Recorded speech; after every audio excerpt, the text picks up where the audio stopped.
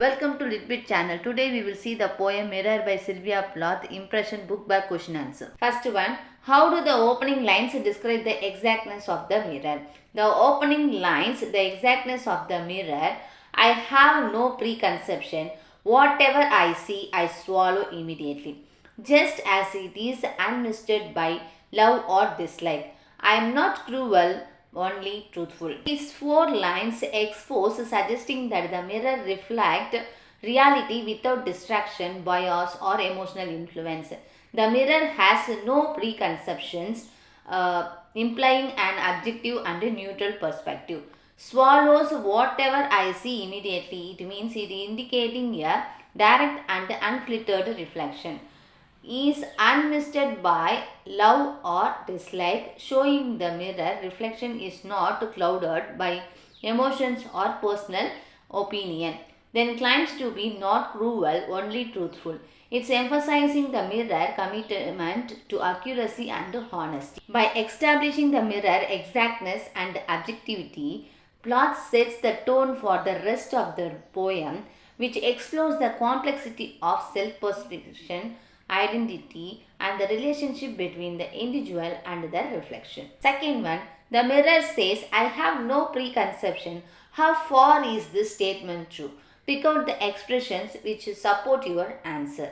This statement, I have no preconception, is partially true as the mirror claims to reflect reality objectively. However, the poem also suggests that the mirror reflection can be influenced by the viewer's perceptions and emotion. Expressions that support these interpretations include in line number 2 and 3, whatever I see, I swallow immediately, just as it is unmisted by love or dislike. The mirror claims to reflect things as they are without emotional bias. In fourth line, I am not cruel, only truthful. Fourth line, I am not cruel, only truthful. The mirror emphasizes its commitment to accuracy, but the phrase only truthful can be seen as a subtle hint that truth can be harsh or cruel. 10th line, I reflect it faithfully. The mirror claims to reflect the viewer's image faithfully, but this faithfulness can also imply a lack of nuisance or understanding. However, our expression suggests that the mirror reflection can be influenced by the viewer's perception. In fifth line, now I am a lake, a woman bent over me. It means the mirror reflection changes depending on the viewer perspective. In 10th line, I see her back and reflect it faithfully. The mirror reflects the woman's back, but this reflection is also influenced by the woman's actions and emotion. 10th line, she rewards me with tears and an agitations of hands. It means the woman's emotional response to her reflection in the mirror suggests that the mirror reflection can evoke emotions and influence the viewer's perception. Overall, while the mirror claims to have no preconception, its reflections are still influenced by the viewer's perceptions and emotions, making the statements only partially true. Next one, what is meant by the eyes of a little god four-cornered? This one is very important question. In this poem, the line, the eye of the little god four-cornered is a metaphorical description of the mirror. The eye refers to the mirror reflective surface which watches and observes the world around it. Little god suggests that the mirror has a powerful, all-seeing and perhaps even divine perspective. Four-cornered describes the mirror physical shape but also implies a sense of containment, structure and definition. The phrase, the eye of a little god fourth corner, creates an image of the mirror as a powerful, all-seeing and contained entity that observes and reflects the world around it. The mirror is like a small, self-contained deity that sees and understands everything within its frame. The description of emphasizes the mirror omniscience, objectivity, containment, power. By using this metaphor, Plath highlights the mirror's unique role is observing and reflecting human experience as well as its limitations and constraints. Next one, do you think there is a romantic relationship between the mirror and the opposite wall? What gives you idea? Examine words used by the poet. While the poem doesn't explicitly state a romantic relationship between the mirror and the opposite wall, there are some subtle suggestions and word choice that could imply a connection. Then I have looked at it so long. In line number 14, that should be expressed. The mirror gaze is fixed on the wall, implying a sense of attention and focus. In line number 15, I think it is a part of my heart. It means the mirror seems to be emotionally connected to the wall, using the metaphor of the heart to describe their bond. In line number 16, and it will give me a face. That means the wall is personified, suggesting it has a power to give the mirror a sense of identity or self. The poet word choices create an intimate atmosphere. That means looked plus a gentle and lingering gaze. Part of my heart conveys a sense of emotional attachment. Give me a face suggests a deep connection, as if the wall can define the mirror's sense of self. While this connection might not be explicitly romantic, it's certainly a deep and emotional bond between the mirror and the wall. The poet's verse creates a sense of longing, attachment, and interdependence, living rooms for interpretation. Keep in mind that Sylvia Plath poetry often explores the themes of identity, self-perception, and the complexity of human relationship. This subtle connection between the mirror and the wall might be a metaphor for the mirror's own self-discovery or its relationship with the world around it. Next one, examine the metaphor and explain why Plath compares the mirror to a lake. What are the characteristics common to both? Is this an appropriate metaphor? The phrase, "now I am a lake," compares the mirror to a lake, suggesting a deep and profound connection between the two. By using this metaphor, Plath highlights the following characteristics common to both. Lake are deep bodies of water, and the mirror reflective surface can be seen as a deep introspective space. Lakes reflects the surrounding landscape, just as a mirror reflecting the physical appearance of those who gaze into them. Then, lake can be calm and clear, offering the precious reflections of their surroundings, such like a mirror's clear and accurate reflection.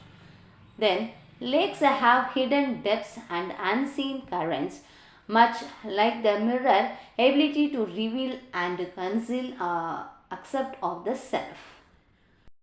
Lake often have a scenery and peaceful surface which can be seen in the mirror, calm and composed reflection. Plath compares the mirror to a lake to emphasize the mirror role as a reflective surface, not just physically but also emotionally and psychological. Suggests the mirror depth and the ability to reveal hidden aspects of the self. Then creates a sense of calm and serenity, then contrasting with the turmoil and emotional complexity of a human experience. This metaphor is appropriate because it effectively conveys the mirror reflective and introspective nature, creates a vivid and evocative image in the reader's mind, highlights the complex and multifaceted relationship between the individual and the reflection.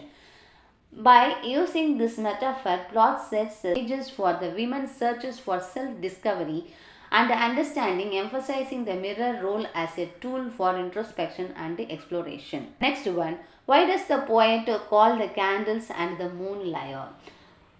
The poet calls the candles and the moon liars because candles and the moonlight can create flittering, soft and romancing reflections which can be misleading or untrue to the actual appearance. These light sources can create shadow, highlights and ambience that alter the viewer perceptions, making it difficult to discern reality from illusion. By creating a warm and gauzy atmosphere, candles and moonlight can deserve the sense, making the viewer see what they want to see rather than the truth. By calling them liars, Plath highlights the mirror roles as a truth reflector in contrast to the defective and filtering effects of candles and moonlight. The mirror, unlike the candles and moon, shows the truth even if it is harsh and unfiltering. Plath's uses of liars also underscore the mirror brutal honesty, which can be uncomfortable or even cruel, but ultimately reveals the truth about oneself. Why does the woman reward the mirror with tears and an agitation of hands? The mirror reveals her genuine appearance beyond the illusion created by candles and moonlight. The mirror honesty breaks the fantasy world she may have created, forcing her to confront reality. The woman's reaction suggests she is struggling to accept her true appearance, leading to emotional pain and turmoil. The tears and agitations of hands represent the woman. Tears symbolize her inner turmoil and distress, and agitations of hands conveys her sense of powerlessness against the mirror unflinching truth. Then the combination of tears and agitation hands highlights her intense emotional response to the mirror reflection. Dividing the mirror with tears and agitation, Plath emphasizes painful truth and difficulty in self-acceptance and complexity of human emotion. The poems shows the intricate and often painful relationship between self-perception, truth, and emotional response. Next one, what are the changes that have taken place in the women? What is the role of the mirror in these changes? Then why is the mirror important to her? The changes in the woman, she sees herself honestly without illusion. She experiences pain, frustration and dispersion. She confronts the reality of agitations and mortality. She moves from the romancing self-image to a more accurate, evident, harsh and understanding. The mirror role, the mirror triggers the women's transformations by revealing the truth. Then it shows her the reality of her appearance unfiltered by emotions or bias. Then the mirror serves as a symbol of objective truth, focusing the woman to confront her true self. The importance of mirror, it provides an accurate representation of her appearance unclouded by emotions or illusion. The mirror represents the harsh reality of life, aging and mortality. It facilitated the woman's journey towards self-awareness and acceptance. Then the mirror is silent observer bearing witness to the woman's inner turmoil and emotional struggles. The mirror is important to her because it focuses confrontation, promotes self-awareness and serves as a confidant. Through the mirror, Plath explored the complexity of self-perception, truth and emotional response, highlighting the mirror's significance as a symbol of honesty and self-discovery. A simile is a comparison between two objects, persons or a place using the word as or like. Explain the comparison in the contrast of the poem and examine its suitability. Similarly, like a terrible fish, Plath compares the old woman racing toward her day to a terrible fish. Here the breakdown, terrible fish likely refers to a fish struggling to survive out of water. The comparison suggests that the old man she is fighting to come to terms with her aging self, much like a fish struggle to survive.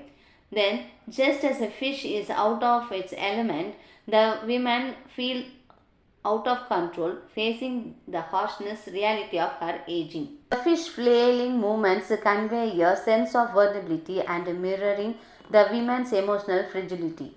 Then, suitable similes are effectively convey the woman's emotional state, creating a vivid images of her struggle. It emphasizes her sense of disorientation and discomfort, highlighting the challenges of aging. The comparison to the fish out of water adds a sense of dispersion, underscoring the woman's feelings of being disconnected from her youthful self. Is somewhat unsettling or even grotesque, which might detract from the poem's overall impact. Oversimplifies the complexities of aging, reducing to single struggling image. Overall, the simile effectively capturing the woman's emotional turmoil and struggling to come to terms with her aging, making it a suitable and powerful comparison in the context of the poem. Next one, choose the lines in the poem which mark the passage of time. How do these reflect the mirror attitude to time? The lines that mark the passage of time are in line number 14, I have looked at it so long. In line number 5, now I am a lake, a woman bends over me. In me, she has drowned a young girl, and in me, an old woman races towards her day. That is expressed in line number 17 and 18. These lines reflect the mirror attitude to the time as the mirror observes the passage of time without emotional involvement. It reflects the changes time brings without judgment or sentiment.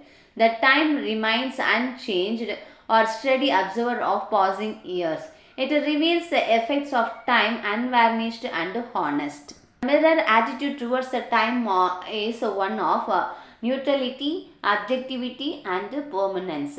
By reflecting the passage of time in this way, the mirror underscores its role as a truthful and unflinching observer of reality. Last one, contrast the attitude of a woman to herself with the attitude of the mirror to her. Attitude of the woman to herself is she is deeply emotional and invested in her appearance, reacting with tears and agitation. Then she is harshly critical of her aging self, struggling to accept the changes time brings. Then she attached to their youthful self, mourning the loss of her beauty. Then her perceptions of herself is influenced by emotion, memories and social expectations. The attitude of the mirror to her. The mirror observes her without emotional involvement or attachment. It reflects her appearance truthfully without judgment or sentiment. The mirror sees her as she is without bias and emotional distraction. It reveals her aging herself honestly without softening the truth. First ideas are the woman is emotional while the mirror is detached. The woman is cruel while the mirror is impartial. The woman is attached to her youthful self while the mirror sees her objectively. This contrasting attitude highlights the complex relationship between self-perception, truth and emotional response, underscoring the poem exploring the identity, aging and the human experience. Thank you viewers. Thanks for watching this video.